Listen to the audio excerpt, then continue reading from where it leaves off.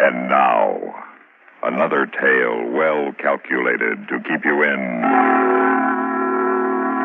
suspense. Not many of us rob banks, or traffic with the supernatural, or commit murder. Yet most of us play our parts in one of the most suspenseful dramas man can experience, the birth of a baby. That's what our story's about. That and the Hollywood Freeway, that swift and terrifying facility built by man not for the convenience of men, but for the convenience of machines. It's the most heavily traveled road in the world. It knows death intimately, almost daily. In a moment, Ivy's a lovely name for a girl, by Sam Pierce. Hello, this is Gary Moore with a parable for you. This isn't going to be one of those shaggy parables of yours, like the celebrated Blue New, is it, Gary? Derwin, I make you no promises. Well, we'll keep our fingers crossed. Well, here it goes. Once there was a hummingbird named Martha. Her mate, Sammy, had been worrying about feathering their nest, and he said as much. Martha, he asked in a tired chirp, how are we going to go about feathering our nest? And Martha, a wise hummingbird, she hummed, let's use feathers. Gary? But this isn't such a good idea for people. Besides, it tickles. The best idea is to feather your nest by systematic saving in improved, higher interest earning United States savings bonds. Buy them through the payroll savings plan or the bond-a-month plan, and you'll like what happens to your money. Friends, sound advice from the proprietor of the Gary Moore radio show, weekdays on CBS Radio. No need to mention that, Derwin. Oh, no?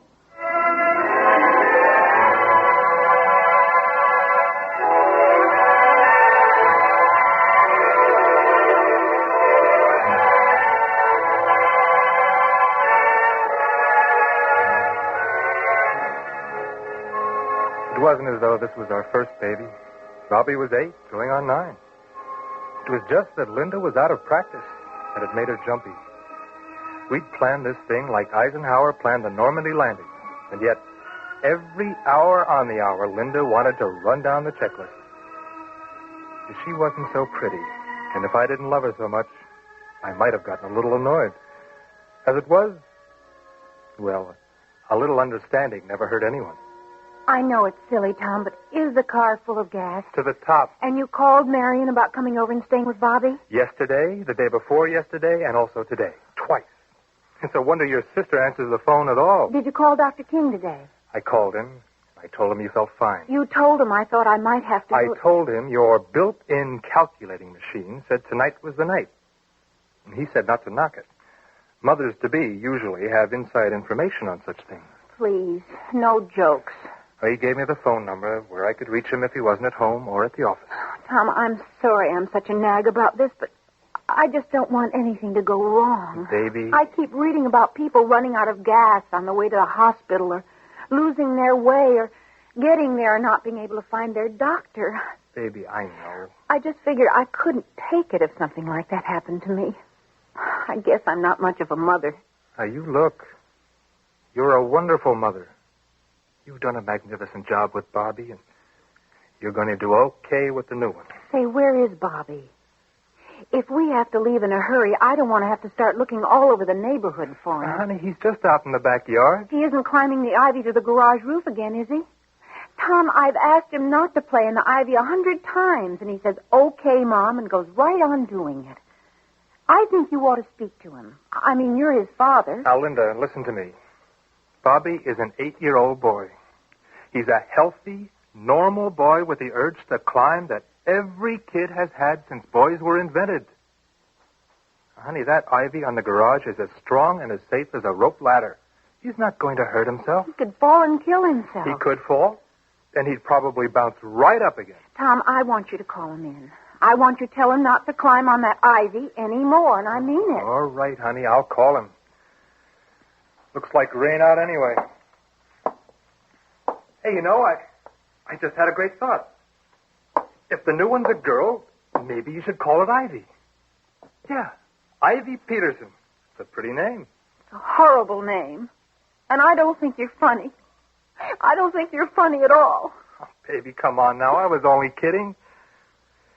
All right, I'll go out and get Bobby. Bob! Bobby! Hi, Pop. Where are you, son? Up here, on the garage. Well, now come on down. You're not supposed to play on the garage roof. Okay, what? I'll show you how I can slide down the ivy. Yeah, okay. But you better hurry up. It's starting to rain. I can do it in the rain, Pop. I've done it. What? Hey, take it easy now. Your mom doesn't like you climbing things. What? I can climb right down like a ladder almost. See, I'm down. How's that, Pop? That's great, son. Only your mom doesn't want you to do it.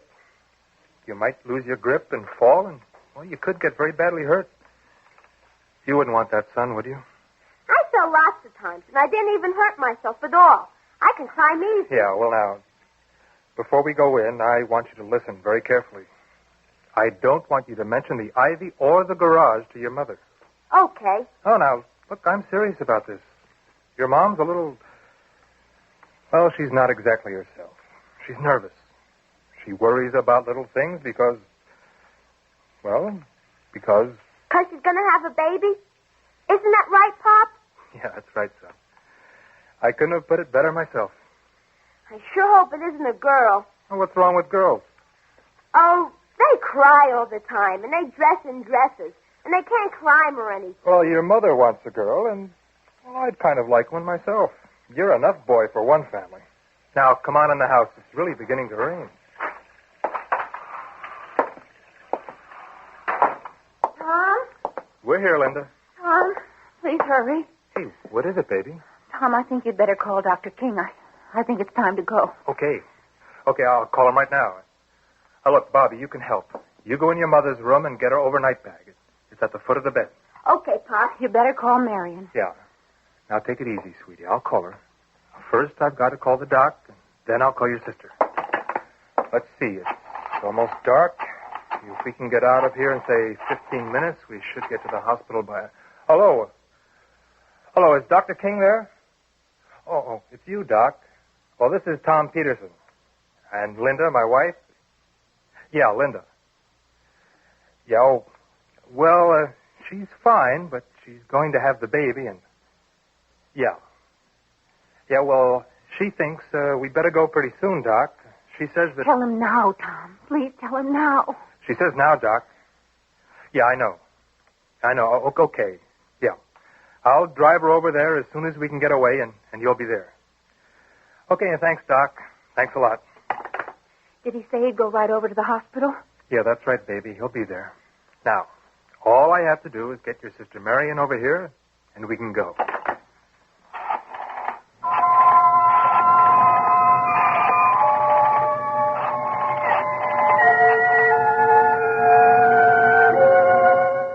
You get Marion on the phone, and that's the first hitch. She says her husband Gus had their car, and it blew a gasket or something, and well, now she's about to have hysterics because she has no way of getting over to take care of Bobby. So you make the only move you can. You tell her to forget it. You'll take Bobby to the hospital with you. Bobby. Yeah, Pop? Now, look, we're going to have to change things a little. You're going with us. Oh, boy. Tom. I can't help it, honey. Your sister got loused up with the car, and she can't get over here. So it's got to do it this way. That'll be all right. Bobby won't be any trouble. Now, will you, son? No, I won't be any trouble. I promise. Okay. Now, you all set, Linda? I think so. And Bobby's got the bag? Yeah? The car's out front? Yeah. Well, I could do without this rain. Well, you can't have everything. Tom, let's go. Yeah, honey. Okay. We're off. And don't worry, baby. There's plenty of time. I know the way to the hospital like a book. You just take it easy and relax and don't worry. Okay? Let's go.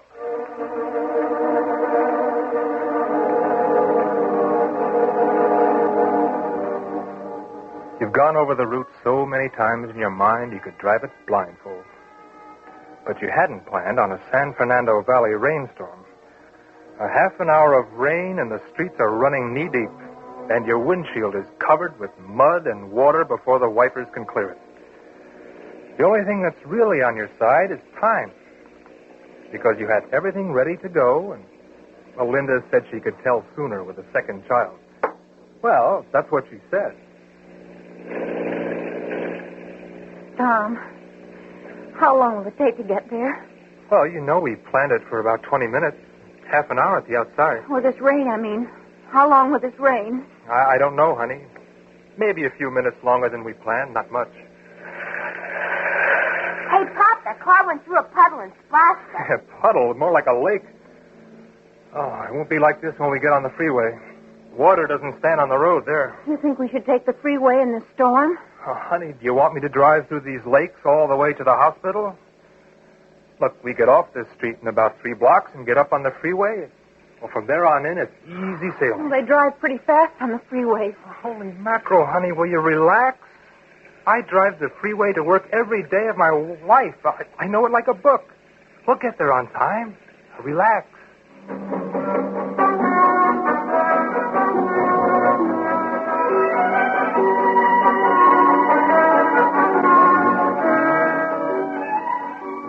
You make the turn off Laurel Canyon Boulevard, and climb the long ramp, and you're on the freeway.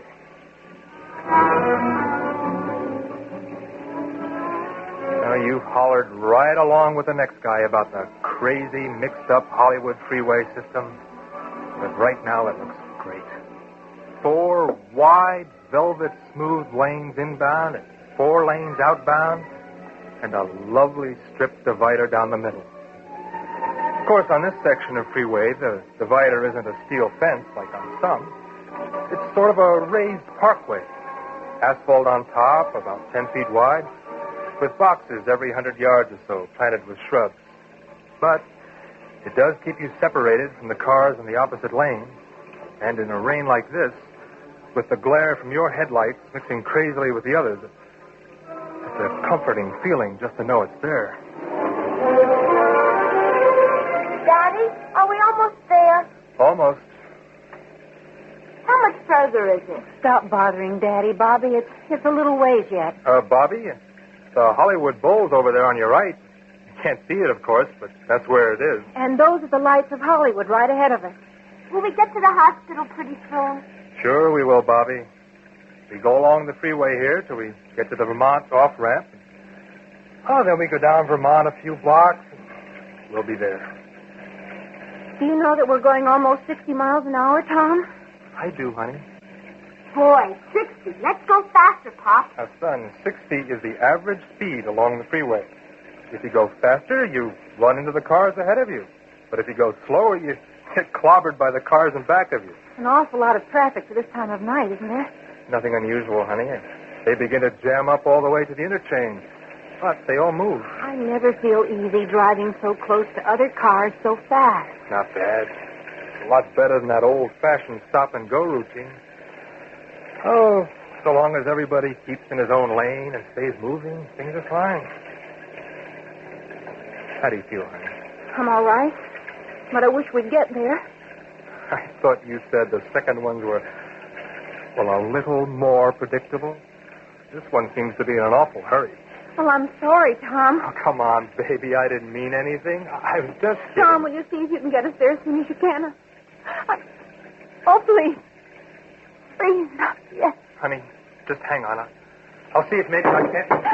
Stop! It's a tire, our front tire. Tom, we're swerving. We're going up at the divider. I know, honey. Dear God. You all right, baby? I'm all right. Bobby? I'm okay, Pop. Why'd you drive up here, Pop? Tire blew out. Oh, we're lucky. No one hit us. We didn't go across the divider into a car coming the other way. We're okay. Tom, I can't stay here very long. Now, take it easy, Linda. Hold on. I'll get out and flag down a car, and I'll get them to take us to the hospital. Now, you just sit tight. I'll get out there, okay?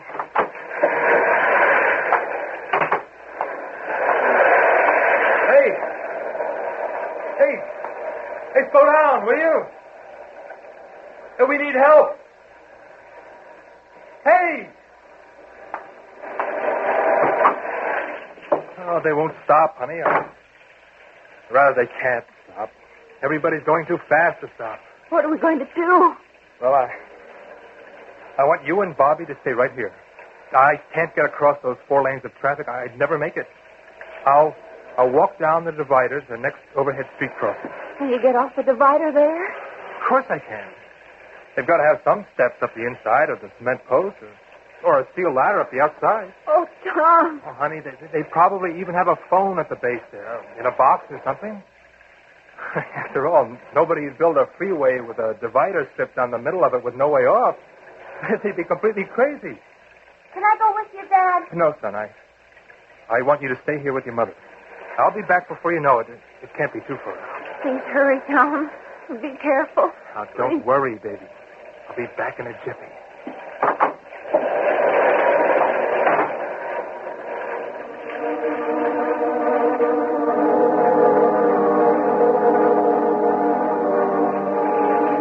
You mean to walk ahead to the next overhead, but then you remember that you passed one back about a quarter mile.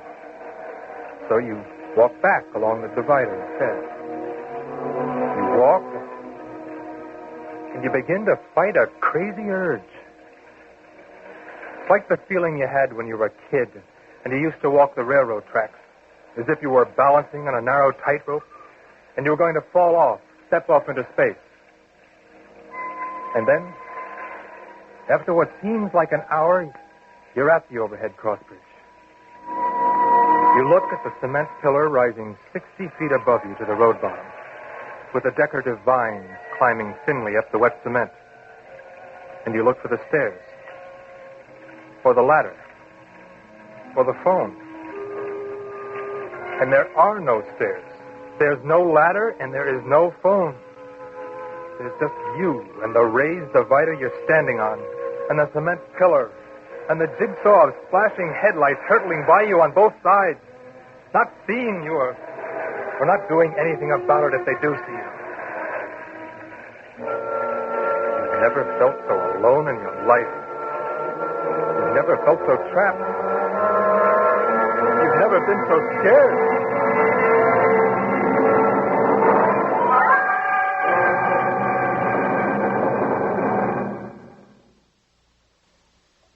In just a moment, we will return for the second act of Suspense.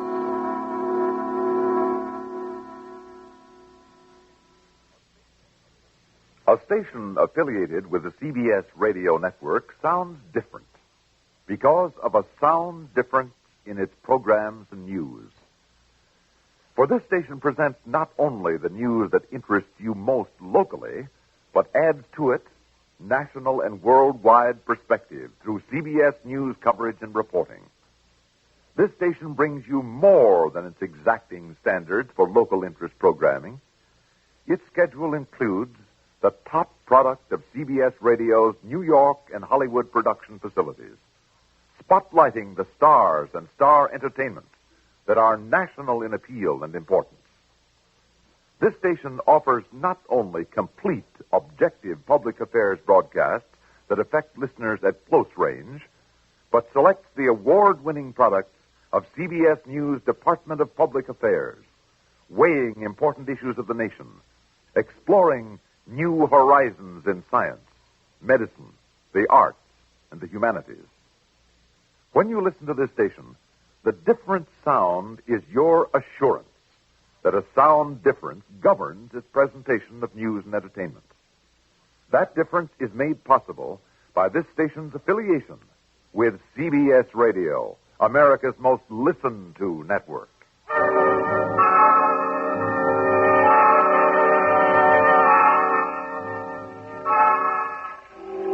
You stand on the narrow concrete divider in the rain, and you know you have to get off. You've got to get help for your wife and your son. End the new life that's trying so hard to be born back in the car. Maybe if you time it right, you can get across the 4 lanes and make it up the bank to the street and get help. Maybe. If you watch closely and brake for it just right. Yeah, that's got to be the trick. Get a brake and run for it. Now. You don't get 2 feet before they're on you. You make it back, and that's all. And now you know you can't get help that way. So you hurry back through the rain a long 1/4 mile to the car. Hi, honey. Well? I didn't make it. But I'm going back to the other way and see if there's a way up there. It's the only thing I can do. Where's Bobby? Why, he's with you. No, honey, I left him with you. I told him to stay with you. But I let him go look for you. I thought I was going to have a baby, and I asked him to go and get you. I thought... He didn't get to me. I came back to the car. He wasn't on the divider. He has to be. He went the same way. Back? Back towards Hollywood? No, you said you were going forward to the next overhead. Honey, I didn't go forward. I went back. Oh, Linda, baby. Bobby's out alone on that divider somewhere. I'll go get him. Oh. Hurry, Tom. Please hurry. I can't hang on much longer. I can't hang on. I'll be back, baby. I'll be back as soon as I can.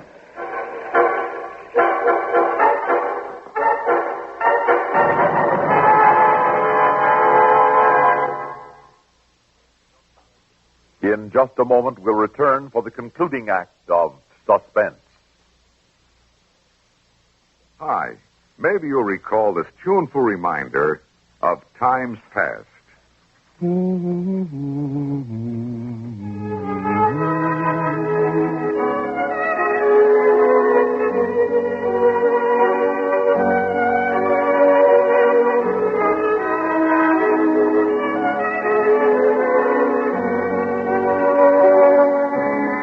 This is Dennis James with something else worth remembering. It's this. You're so right to stay regular with Kellogg's All Brand. See, it's the normal, natural way to youthful regularity. The whole brand content of Kellogg's All Brand supplies your system with all the bulk-forming food that you need every day. There's only one All Brand. It's Kellogg's All Brand. So relieve irregularity from lack of bulk, as millions do, with a bowl full of Kellogg's All Brand each morning. ALL-BRAN. It's Kellogg's All Brand.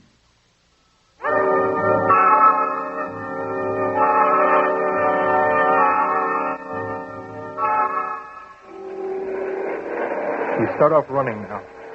Running down that tiny strip of wet asphalt as though your life depended on it. And you know it isn't your life. It's Linda's. And a little new one. And Bobby. An 8-year-old. He could get bewildered. He could get dizzy and step out into that traffic. And you keep running till you reach the overhead bridge. And there's no Bobby. There's nothing but rain and concrete and headlights and fear. You're just about to make another try at a run across the traffic when you hear it. A siren. Moving. Coming along the freeway. Maybe you can stop it. Maybe you can jump out in front of it and stop it. But you know before you even consider it that you wouldn't live long enough to tell them what you wanted. And now you can see it.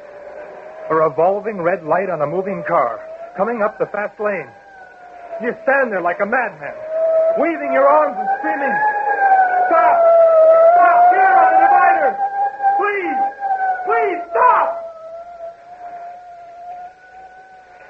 And you watch it hurtle by you.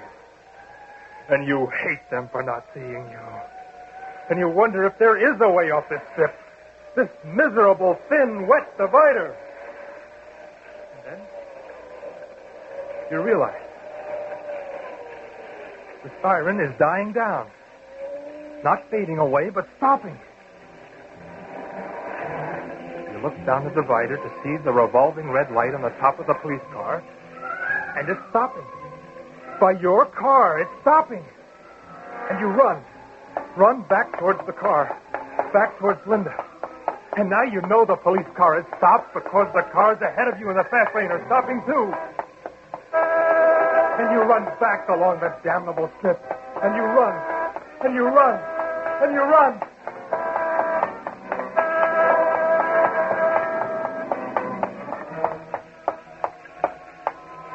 And at last you're there. You're back at the car.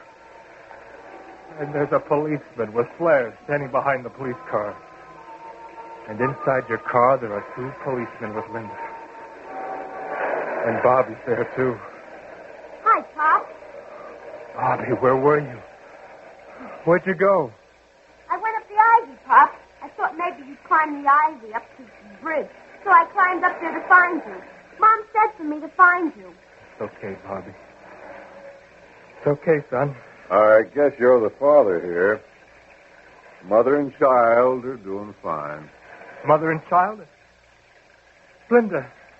Linda, are you all right, honey? Okay, darling. It's a little girl. Bobby brought these policemen back with him. Yeah, Bobby's quite a boy. Popped up over the edge of the overhead bridge just as we were crossing. I thought I was seeing things. I wouldn't have climbed it, Pop, but I thought you were up there. Oh, it's okay, son. You did just the right thing. It was easy. The ivy was just like it is on the garage. Linda.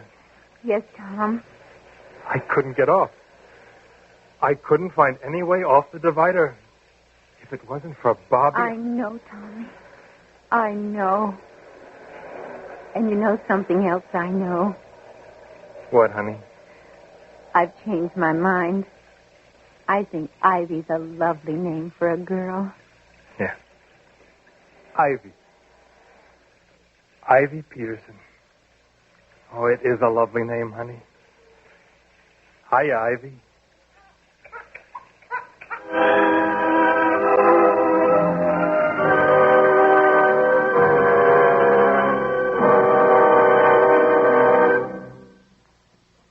Suspense.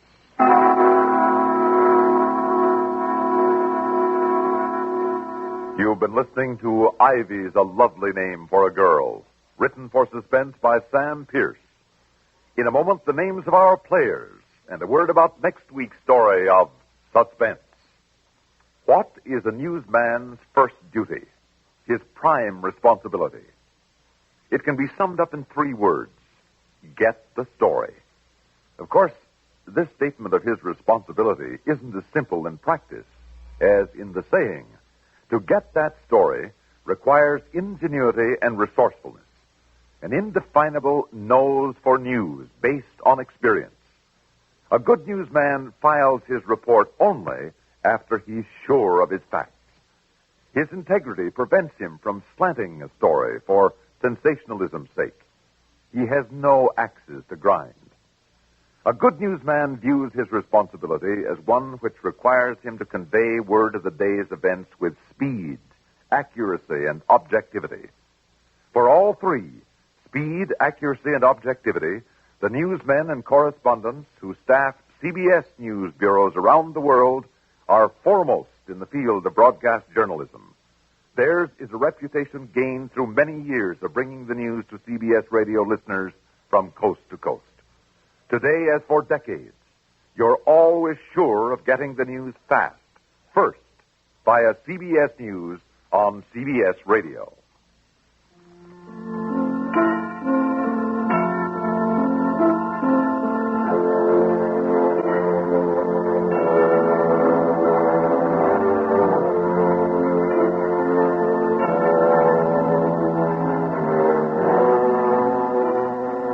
Tonight's story were Phil Meader as Tom, Jane Huzzack as Linda, Johnny Spencer as Bobby, and Carl Frank as the cop.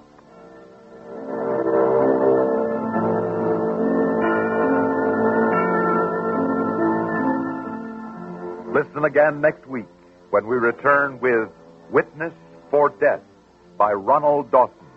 Another tale well calculated to keep you in